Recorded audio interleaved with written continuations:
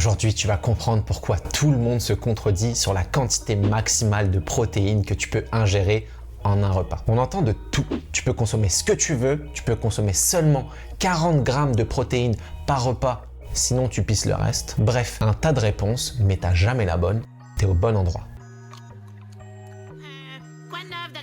Salut, c'est Tim, on se retrouve comme d'habitude pour explorer un nouvel article scientifique. Et aujourd'hui, on va parler de l'assimilation des protéines par l'organisme, mais pour la construction musculaire. Parce que les protéines que tu consommes, elles servent pas seulement à construire du muscle, mais elles servent aussi à tous les autres tissus de ton corps. Les protéines, c'est le seul macronutriment que tu vas pas réellement stocker dans ton organisme. Soit tu l'utilises pour une quelconque fonction, soit tu vas l'uriner. Et dans énormément de thématiques reliées au sport, on observe une distribution entre la quantité et les résultats que ça apporte, qui suivent une distribution de la loi normale avec la fameuse courbe en cloche. En gros, si tu consommes pas assez ou que tu fais pas assez, tu as très peu de résultats. Si tu consommes de manière optimale, tes résultats se trouvent dans le pic. Et si tu consommes trop, eh bien tes résultats finissent par diminuer et t'es plus dans l'optimisation. Exemple concret, tu vas t'entraîner en salle de musculation, t'en fais pas suffisamment, eh bien tes gains sur ta masse musculaire par exemple, si c'est ça que tu veux développer, vont pas être super élevés, voire nuls. Tu t'entraînes de manière optimale, c'est là où tu vas avoir toutes tes adaptations au niveau musculaire.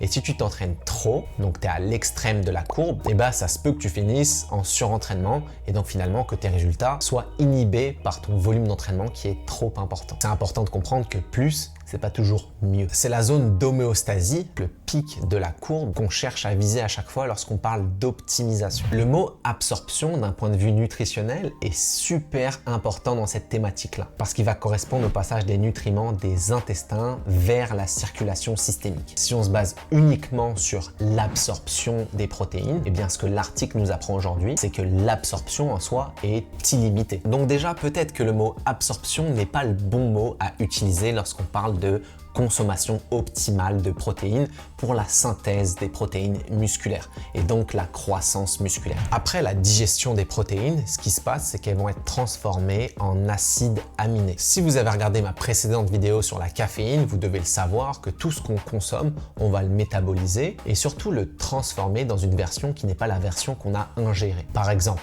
la caféine en paraxanthine, le sucre en glucose/glycogène. Et bien, pour les protéines, c'est pareil, protéines en acides aminés. De manière physiologique, pour vous expliquer la chose rapidement, les acides aminés sont transportés dans les entérocytes au niveau de la paroi intestinale. Et les entérocytes sont des cellules au niveau des intestins qui participent à l'absorption des nutriments et aussi à la sécrétion d'enzymes digestives. Par la suite, ces acides aminés-là vont rentrer dans le système porte-hépatique où elles sont acheminées à travers la circulation sanguine générale vers le foie. Tous les acides aminés qui n'ont pas été utilisés par le foie s'en vont directement dans la circulation sanguine générale. Et c'est seulement à ce moment-là qu'elles deviennent disponibles pour l'utilisation par les tissus. Et quand on dit tissu, on parle du muscle, mais aussi des autres tissus dans le corps. Et c'est là où l'absorption peut être problématique et relativement limitante, mais seulement au niveau des acides aminés. Parce qu'il semblerait en fait que les acides aminés en plus forte concentration soient consommés de manière prioritaire vis-à-vis de ceux en plus faible concentration. On se rappelle, les acides aminés, il y en a des centaines et ils finissent en général tous par -ine. On a les plus connus avec les acides aminés essentiels,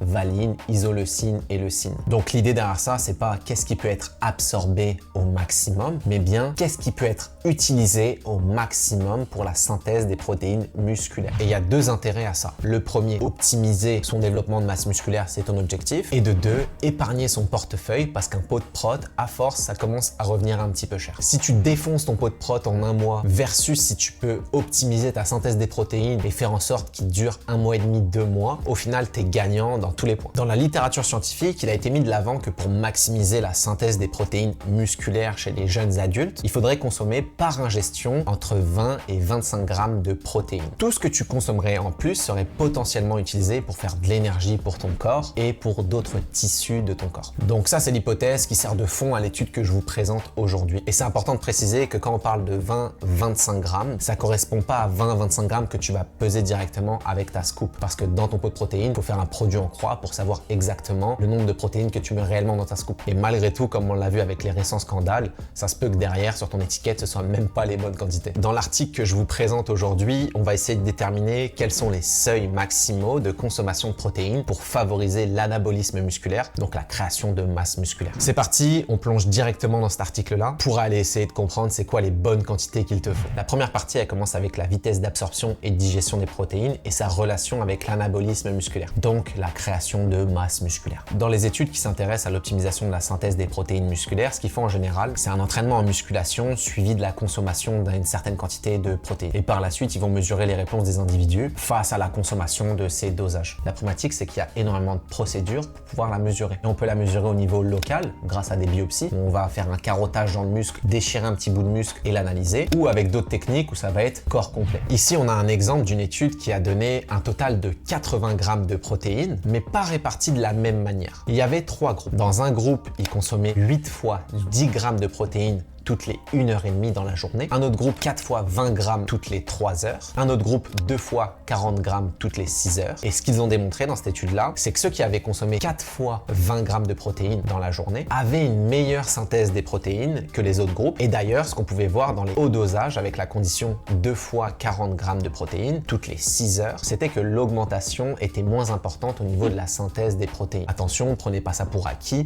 Je vous montre simplement des exemples pour l'instant. Cette étude, ce qu'elle a juste démontré, c'est que prendre ton apport journalier one shot, c'était peut-être pas la meilleure solution pour développer en tout cas de la masse musculaire et optimiser ta synthèse des protéines. Dans cette étude-là, il y avait un problème majeur qui était que au cours de la période de 12 heures, le dosage estimé, c'était moins de 1 gramme par kilo de poids corporel en termes d'apport de protéines. Sauf que si tu t'intéresses un petit peu à l'entraînement en musculation et la nutrition qui va avec, tu devrais savoir que pour optimiser la synthèse des protéines et donc la prise de masse musculaire, la consommation journalière de protéines, c'est entre 1,6 g par kilo par jour et 2,2 grammes par kilo par jour. Et là, on était à 1 gramme par kilo par jour, donc bien inférieur aux recommandations. Dans cette étude-là, en plus, ils s'intéressaient seulement à la whey protéine et pas forcément à la combinaison de ça avec d'autres aliments. Il y a une data pourtant super intéressante qu'on retrouve, c'est que on estime environ le taux d'absorption des protéines à 10 grammes par heure. On parlait d'absorption tout à l'heure, et bien ça, c'est la bonne réponse.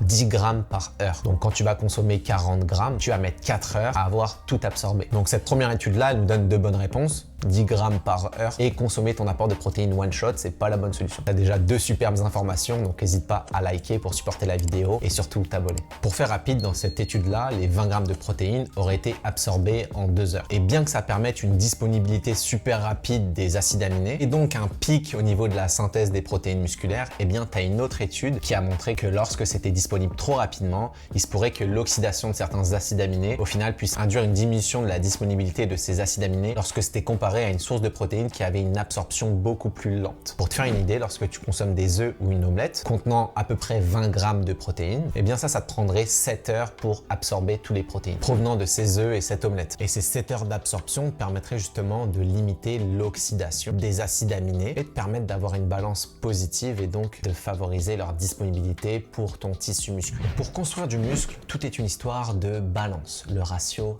anabolique sur catabolique. L'objectif, c'est de rester dans le positif tout au long de la journée. Dans l'étude que je vous présente aujourd'hui, il rapporte un point relativement intéressant concernant la co-ingestion entre les glucides, donc les carbs, et la caséine, donc les protéines à digestion lente. Ce qu'ils ont remarqué, c'est que cela imposait un délai au niveau de la digestion, mais que ça n'aurait pas d'impact forcément sur l'accumulation de protéines musculaires. Et ça, en comparaison aux études où la caséine était consommée seulement. En gros, ce que ça veut dire, et ça c'est super important, c'est que l'implantation d'autres macronutriments à travers l'ingestion de protéines, bien que ça puisse ralentir le débit de disponibilité des acides aminés dans le système sanguin général, ça n'implique pas forcément une augmentation de l'effet anabolique, ou du moins pour la protéine dont on parle, qui est la caséine. Beaucoup d'athlètes, beaucoup d'individus consomment des lipides, par exemple des amandes, en même temps que leurs protéines, afin justement d'avoir un délai dans l'absorption des protéines et que ce soit disponible plus longtemps à travers la journée. Et quand on parle de whey protéine, pour l'instant, on n'a pas assez d'informations pour savoir si c'est réellement efficace sur l'aspect le plus important, qui est la maximisation de la synthèse des protéines musculaires. Parce que c'est bien beau d'avoir des protéines dans le corps toute la journée disponibles, disponible. Mais si au final ça sert à rien et que ça permet pas plus de croissance au niveau musculaire, à quoi bon? Parce qu'au final, que tu digères tes protéines en 3 minutes ou en 3 heures, ce que tu veux, c'est que ça aille directement dans ton muscle. Je vous en ai parlé tout à l'heure, il y a deux systèmes. Le système donc anabolisant et le système catabolisant ou catabolique. Et ces deux systèmes-là, en fait, c'est une balance. Quand tu vas rentrer dans l'un, tu vas être dans de la croissance, notamment musculaire. Et lorsque tu vas rentrer dans l'autre phase, avec un métabolisme catabolique plus présent, eh bien là, tu vas devoir potentiellement utiliser des protéines pour de l'énergie. Et comment tu utilises de la protéine, étant donné que tu n'en stockes pas? Eh bien, en allant briser certaines molécules au niveau de ton muscle pour pouvoir donner à ton organisme de l'énergie. Et ça, tu l'as compris, on veut pas du tout ça. On passe à la deuxième partie et on va aller investiguer s'il existe réellement un plafond pour l'effet anabolique des protéines de manière aiguë, donc pour des consommations. Donc dans une étude dont je vous passerai les détails méthodologiques, ils ont fait 2 essais séparés de 2 semaines. L'un, tu consommes 20 grammes de protéines juste après t'être entraîné, l'autre 40 grammes. Et ce qu'ils ont remarqué, c'est qu'au niveau des myofibrilles, donc une sous-structure du muscle, vous avez une augmentation de la synthèse qui était 20% supérieure lorsque tu consommais 40 grammes versus 20 grammes. Et là, tu dois te dire, ouais, mais il y a 2 secondes, tu viens de nous dire l'inverse, que consommer gros, et bah, ça améliorait pas la synthèse des protéines, etc. Alors oui, effectivement. Sauf que les différences qu'on observait entre les deux dans cette étude-là, d'un point de vue pratique, eh bien c'est absolument négligeable. On parle d'une augmentation du taux de synthèse au niveau de la myofibrille. Donc en gros, c'est juste spéculatif cette étude-là et on peut pas réellement tirer de conclusion sur les résultats que je viens de vous donner. Mais c'est pour vous donner une idée que quand du monde vous dise il faut que tu consommes X grammes de protéines, eh bien même les études elles se contredisent. Donc ça fonctionne pas. En plus de ça, les apports ils sont proportionnels au poids. On peut pas dire consomme 20 grammes, alors qu'avant on parle d'apport journalier en grammes par kilo. En plus de ça, si tu veux être vraiment plus technique, c'est proportionnel au poids, mais c'est encore plus proportionnel à la masse maigre de l'individu et encore plus à sa masse musculaire. Et on va se pencher sur ça juste après. Il faut pas oublier une chose, c'est que la synthèse des protéines musculaires, c'est la résultante d'une balance positive entre le métabolisme anabolique et le métabolisme catabolique. Lorsque l'on regarde ces études, ce qu'on peut penser, c'est que plus on consomme de protéines toute la journée et plus on inhibe notre partie où on est en mode catabolisme, plus on va construire du muscle en ayant une réponse anabolisante plus importante. Sauf que, comme je vous l'ai dit au tout début, ces acides aminés-là, dans la circulation sanguine, ne sont pas seulement utilisés pour le tissu musculaire, mais bien par d'autres tissus. Et quand on parle de synthèse des protéines, c'est important de rajouter musculaire, parce que forcément, tu as des protéines ailleurs que dans ton muscle. C'est une thématique pas aussi facile qu'on le pense. Il n'y a pas une réponse qui dit il faut que tu prennes 40 grammes dans ton shaker ou 20 grammes dans ton shaker pour avoir plus de muscles. Dans l'étude dont je vous parle aujourd'hui, il y a un point qui est relativement intéressant que je vais vous partager, qui est la relation entre justement l'apport en protéines et l'insuline. Il semblerait que 45 grammes de whey protéine induisent des augmentations de malade au niveau de l'insuline, qui est une hormone, je le rappelle, anabolisante. Et ça, ce serait suffisant pour maximiser ta synthèse des protéines musculaires de manière aiguë. Et cette insuline-là, son rôle principal, bien qu'elle soit une hormone anabolisante, c'est d'être anti-catabolique. Donc c'est une piste à envisager d'aller regarder au niveau de la stimulation de l'insuline dans les prochaines études. Mais il y a un point qui est super intéressant. Depuis tout à l'heure, on parle d'augmentation de la synthèse des protéines de manière aiguë. Mais une augmentation de la synthèse des protéines de manière aiguë ne veut pas dire une prise de masse musculaire sur le long terme. Et ça, faut vraiment faire attention à ça. Parce que booster une fois la synthèse des protéines dans la journée veut pas dire que tu vas pas être en mode catabolisme tout le reste de la journée et donc perdre des adaptations que tu as eues grâce à cette maximisation de la synthèse des protéines. On peut passer à la troisième partie de l'étude avec ce qui a été étudié de manière longitudinale. Et ça va être une partie importante parce que ce qui nous intéresse au final, c'est les résultats sur le long terme, pas les résultats sur la journée. Il y a une étude longitudinale qui a été réalisée sur 8 semaines et qui démontre que peu importe si tu prends de la whey protéine ou de la caséine, il n'y a pas réellement de différence dans le développement de la masse maigre. Et ça, c'est important parce que beaucoup pensent que la caséine, vu que ça a un effet prolongé, eh bien c'est plus efficace. Sauf que les résultats qu'on voit au niveau de la science sur la masse musculaire, ils vont pas forcément démontrer que c'est le cas. Il y a une autre étude qui a comparé la consommation de whey protéine et de caséine avec des ratios. Donc 100% de protéines pour 0% de caséine, un petit 50-50 et un 20-80. Pareil, aucune différence sur la masse musculaire. Donc la prochaine fois que tu entends plein de trucs bidons concernant la caséine ou la whey protéine, etc., sache que c'est rarement aussi complexe que ça. Pareil concernant les dosages en termes de maximisation de la synthèse des protéines. Ceux qui pensent savoir savent rarement. Et quand on regarde la littérature, ça a l'air d'être un vrai merdier, donc c'est pas aussi simple que ça. Surtout que vous l'avez vu, si on se base sur une étude, ça nous dit de prendre 40 2 fois par jour. Si on se base sur l'autre, ça nous dit de prendre 20 grammes, etc. Donc faites vraiment attention. Je vais vous donner un début de réponse par la suite, donc restez branchés. Déjà, tu l'as vu, on parle pas de dose précise. Ça, tu mets à la poubelle. On parle de grammes par kilo. Donc, pour pas vous laisser sur votre faim, il y a une étude super intéressante qui a estimé que chez les jeunes hommes, 0,4 grammes par kilo par repas, donc par consommation, pourrait optimiser la stimulation de la synthèse des protéines musculaires, donc sur la prise en tant que telle. Ça reste une estimation. Par exemple, pour les personnes âgées, le plafond pourrait être plus haut, 0,60 grammes par kilo, étant donné que la sensibilité à l'insuline va diminuer avec l'âge. Donc, je vous avais dit,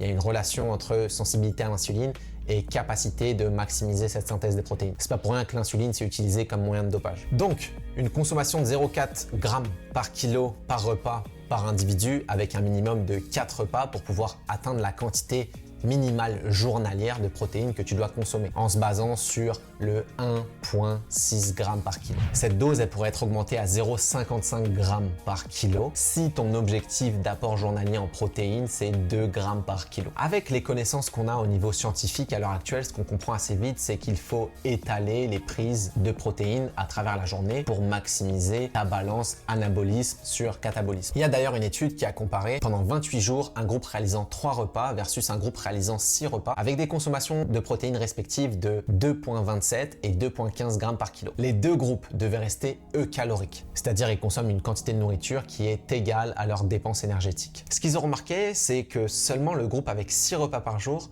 avait eu un gain de masse musculaire significatif, malgré la consommation de protéines par tous les groupes. Tout ce que je viens de vous dire, c'est des recommandations actuelles, avec les connaissances actuelles, qui nous permettent pour l'instant de maximiser notre synthèse des protéines musculaires et qui pourraient donc par la suite pouvoir nous permettre de gagner plus de muscles ou en tout cas d'optimiser cette prise de masse musculaire sur le long terme. Comme vous l'avez vu, il y a certains facteurs limitants et c'est pas à prendre pour du cash. Ça peut servir d'une très bonne base en attendant plus de détails et plus d'études scientifiques sur la thématique. Et donc la prochaine fois que vous entendez quelqu'un vous dire qu'il faut prendre X quantité pour développer votre masse musculaire, faites attention. Avant de passer à la conclusion, si t'aimes ce contenu, oublie pas de t'abonner et le petit like qui fait plaisir. Ce qu'il faut que tu retiennes, c'est que toutes les protéines que tu consommes ne sont pas spécifiquement faites pour aller dans ton muscle. C'est utilisé par énormément de choses dans ton organisme. Deuxièmement, l'absorption de protéines, c'est pas du tout un problème. Cependant, on connaît pas encore le seuil où ton muscle en tant que tel, il va être blindé au point de plus pouvoir recevoir d'acides aminés une fois qu'elles ont été absorbées par ton intestin. Et lorsqu'on connaîtra justement ce moment où ton muscle sera blindé entre guillemets, eh bien, ce sera là on pourra dire